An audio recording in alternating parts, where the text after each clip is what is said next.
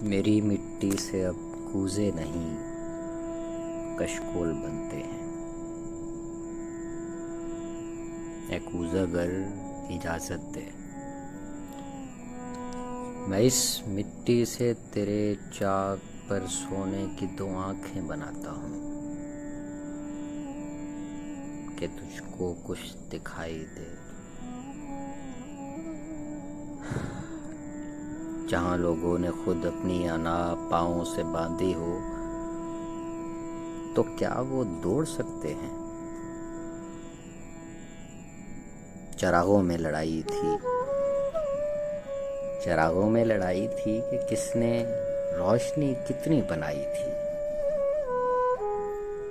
तो सबने मुत्तफिक होकर किसी अंधे भिखारी को यहाँ सालिस बनाया था। कहा सालिस ने, अपनी रोशनी सब मुझको दे दो, मैं बराबर बांट देता हूँ। मगर ये क्या कि वो सालिस, वो अंधा, वो भिखारी उनकी सारी रोशनी आंखों में भरकर भाग निकला है और अब तारीकियां हैं।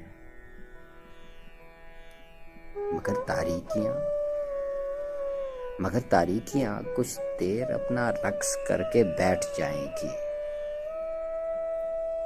सुनहरा दिन किसी जानिब से निकलेगा, कोई सूरज जो उभरेगा।